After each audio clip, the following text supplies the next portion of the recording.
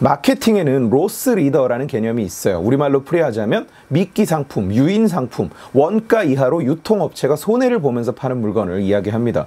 코스트코에서는 한국 시중에서는 구하기도 힘든 굉장한 크기의 닭 통구이를 마리당 한 7,000원 수준에 판매를 하는데 이 가격은 매출 원가 이하예요. 팔면 팔수록 손해가 나는 겁니다.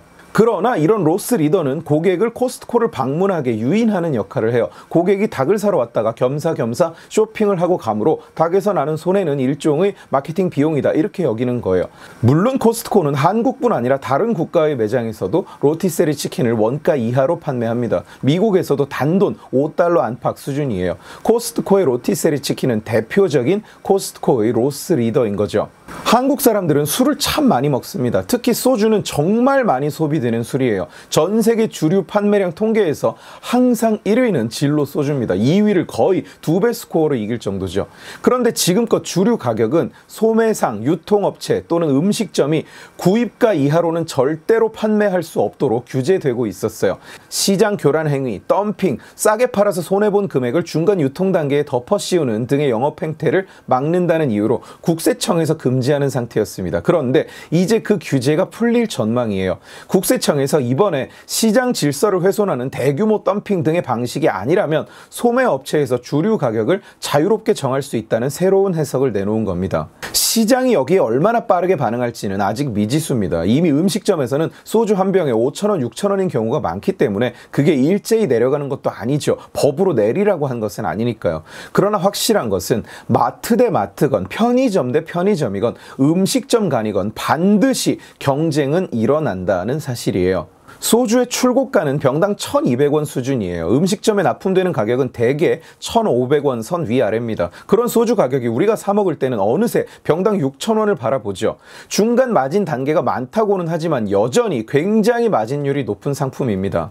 마진율이 이렇게까지 올라갈 수 있는 이유 중에 하나는 아래로 앵커가 굳게 찍혀 있기 때문에 상대적으로 가격을 위로 올리는 것에 대한 부담이 적었기 때문이기도 해요. 어차피 경쟁이 불가능한 품목이니까 1,000원을 더 보태도 딱히 차이가 나 보이지 않았다는 얘기입니다. 그러나 이제는 상황이 달라요. 그야말로 음식점들이 마음만 먹으면 소주 한 병 1,000원이라는 홍보 문구를 걸고 영업을 할 수 있는 거예요.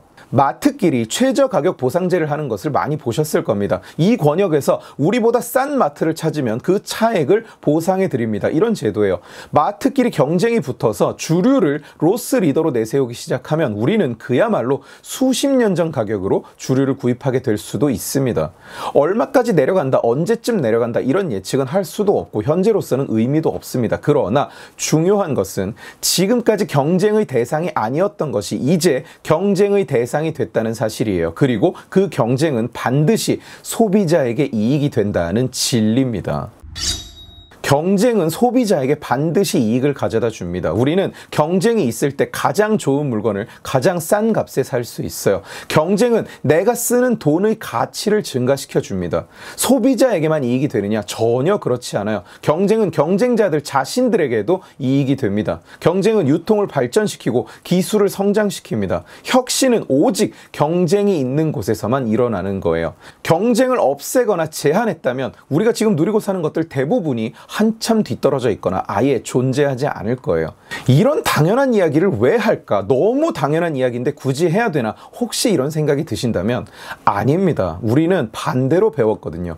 우리는 경쟁은 나쁜 것이라고 배웠습니다. 교육이건 정치건 대한민국이라는 나라의 시스템 자체가 경쟁은 나쁘고 경쟁을 하면 패자가 생겨서 안 되고 경쟁은 약자를 못 살게 굴고 경쟁을 하면 피해자가 생기고 그래서 경쟁은 없애야 하는 것이라고 가르칩니다.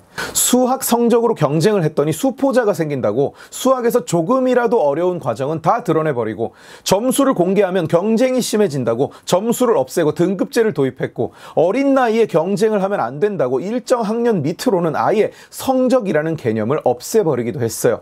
기업끼리 경쟁을 하면 작은 기업이 힘들어한다고 아예 기업이 해도 되는 사업, 하면 안 되는 사업을 국가가 정해서 나눠줘 버렸고 대기업이 만든 빵 때문에 더 저렴하고 더 다양하고 더 맛있는 동네 빵집이 문을 닫는다고 아예 대기업 빵집을 없애버렸습니다. 그냥 들으면서도 논리적으로 맞지 않는다는 걸 아실 거예요. 더 다양하고 더 저렴하고 더 맛있는 가게가 대체 왜 경쟁에서 진다는 말입니까? 이게 대한민국이 지향해온 미래예요. 경쟁이 없는 사회, 경쟁을 없애는 것이 목표인 사회. 기가 막힌 이야기고 처참한 헛소리입니다. 오늘 영상은 술값이 싸지니까 많이 드시라는 말을 하려고 준비한 것이 아니라 지금까지 경쟁의 대상이 아니었던 것이 이제 경쟁거리가 된다는 소식을 듣고 그 경쟁이라는 것이 반드시 우리에게 이익을 가져다 준다는 그 당연한 진리를 한 번 더 여러분께 말씀드리고 싶어서 만들었어요.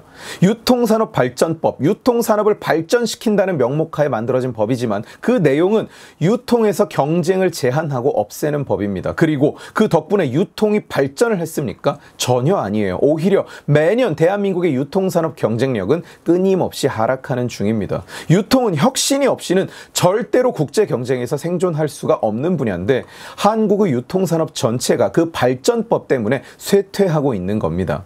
시장과 마트는 애초에 경쟁 대상이 아니고 목적도 다르고 소비자층도 달라요. 그런데 시장과 마트를 상생하게 하겠다면서 마트를 강제로 문 닫게 했습니다. 대한민국 그 누구도 이익을 보지 못했어요. 심지어 재래시장 상인들조차도 마트가 문을 닫은 것 때문에 얻은 이익이 전혀 없습니다. 그저 일자리를 잃은 마트 직원만 있을 뿐이죠. 그러나 그렇게 유통을 억누르는 동안 한국 유통산업은 온라인화, 도어투도어 혁신이라는 세계적 트렌드에서 뒤처져 버렸어요. 이제 부지런히 추격하려고 노력하고는 있지만 세계 온라인 쇼핑의 선구자였던 대한민국이, 전 세계 그 누구도 따라올 수 없는 온라인 쇼핑 인프라를 가졌던 대한민국이 이제 아마존 엉덩이나 쳐다보고 있어야 된다는 사실은 그야말로 부끄러운 일이고 그야말로 초라한 성적표가 아닐 수 없습니다. 중기적합업종이라면서 대기업들을 강제 퇴장시켰더니 누구에게 이익이 됐나요? 우리는 중소기업이 만든 더 품질 좋은 두부를 더 싸게 먹고 있습니까? 중고차 판매업을 생계형 적합업종으로 지정해서 대기업은 못하게 했더니 누구에게 이익이 됐습니까? 중고차 딜러를 가장한 조폭 사기꾼들에게 돈 뺏기고 매맞고 감금당하고 사기당하는 사람만 늘었고 이것은 결국 중고차 시장 전체에 대한 불신과 거부로 이어졌어요. 소비자는 물론 정직한 중고차 딜러들조차 막대한 손해를 본 거예요. 대기업이 중고차를 팔지 못하게 하는 건 전 세계에 오직 한 나라 대한민국뿐이었습니다. 그래서 결과가 뭐냐고요? 범죄자 몇 놈들 사기쳐서 이익 본 거 외에 대체 누구를 위해 만든 제도냐고요? 학교에서 경쟁을 없앴더니 대한민국의 상징과도 같았던, 대한민국을 전쟁 폐허에서 빠른 속도로 건져낸 단 하나의 길이었던 교육의 역량이 한없이 추락하는 중입니다. 이제 초중등 학생들은 영어는커녕 한국어조차 해석하지 못하는 상황이고 수학은 나날이 그냥 산수가 되어갑니다.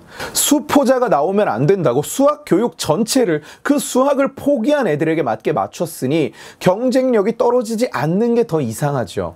학업 성취도가 해마다 바닥을 새로 깔고 있는데도 우리 아이들이 경쟁에 노출되지 않도록 이따위 소리만 하고 있어요. 이렇게 자라난 세대가 사회의 주축이 됐을 때 장년층이 된 그 우리 아이들은 밥을 벌어먹고 살 길이 없을 거라는 생각은 안 해봤습니까?